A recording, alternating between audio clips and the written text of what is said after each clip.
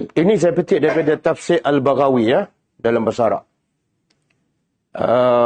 Ini dia menghuraikan ayat yang kita baca tadi. Surah apa? Ayat? Tengok. Saya nak kita juga dengar apa yang ulama tulis tentang Al-Quran. Tahiyah tu makna ialah doaul hayat. Doa supaya orang tu terus hidup dengan selamat. Wal muradu yang dikenaki dengan tahiyah hahuna di sini ialah assalam. Dia berkata, "Idza sallama alaikum," bila memberi salam kepada kamu seorang muslim, fa'ajibu, maka kamu kena jawab bi ahsan, yang lebih baik padanya, au rudduha, ataupun jawab sebagaimana dia bagi salam, sama. Contoh, fa iza qala assalamualaikum, kalau dia kata assalamualaikum, maka jawab waalaikumsalam warahmatullah. Dan bila dia berkata assalamualaikum warahmatullah, maka jawab lebih sikit, waalaikumsalam warahmatullahi wabarakatuh. Dan bila dia jawab assalamualaikum, dia bagi salam assalamualaikum warahmatullahi wabarakatuh, maka jawab sepertinya, jangan tambah. Jangan tambah. Diriwayatkan, diceritakan seorang lelaki memberi salam kepada Ibnu Abbas radhiyallahu anhuma. Lelaki itu kata apa? Assalamualaikum warahmatullahi wabarakatuh. Kemudian lelaki itu tambah. Sebab dia nak lebihkan. Maka kata Ibnu Abbas, ini salam, sesungguhnya salam yang tahi ilal barakah. Berakhir sehingga wabarakatuh. Jangan tambah. Jangan buat bid'ah. Okey. Jadi nak bagi salam kena ada teknik. Jangan kita tamak pahala menyebabkan orang berdosa. Mula-mula bagi salam panjang kan. Kawan tu jawab pendek je. Tak pasal-pasal dia berdosa.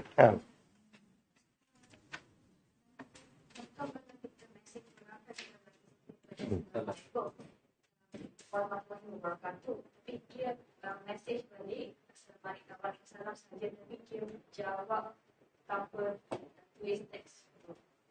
Itu okey ke macam? Dia jawab tanpa tulis tu maksud dia bagi poster.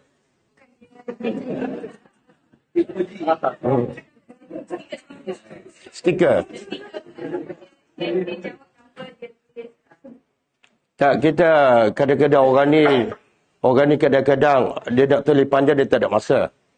Jadi kita bersangka baiklah. Cuma kita bagi tahu dia, kalau kamu tulis lagi bagus. Kalau tulis tu dapat pahala, lagi bagus. Pahala menulis. Yang tu pahala post, stiker.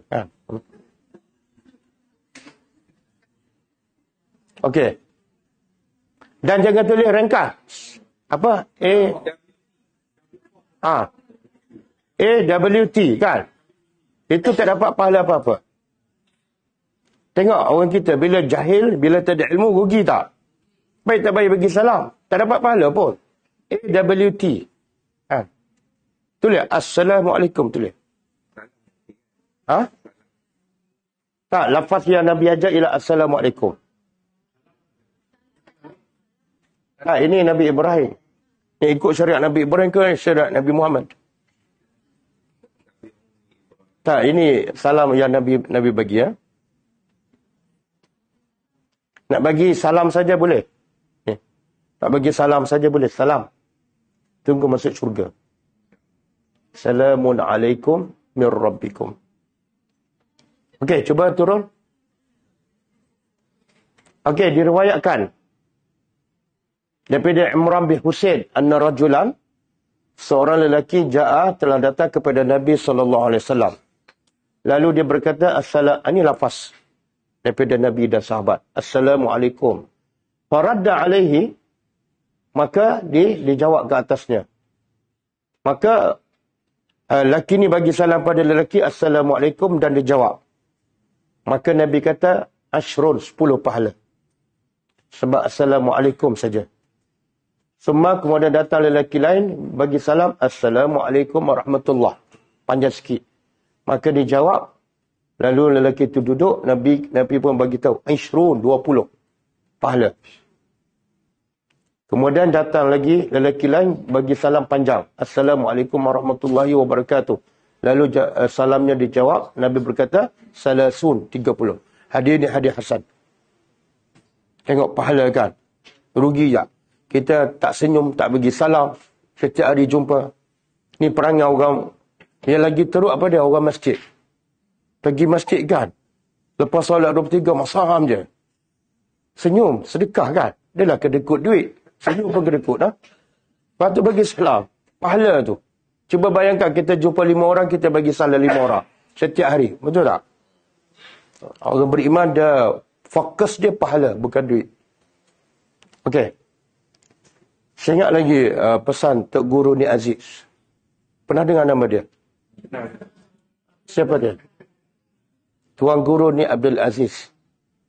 Dia kata, pahala-pahala ni duit akhirat. Kalau kamu cari 10 sen pun kamu cari kat dunia untuk hidup kat dunia, maka pahala ni lagi penting daripada duit tu.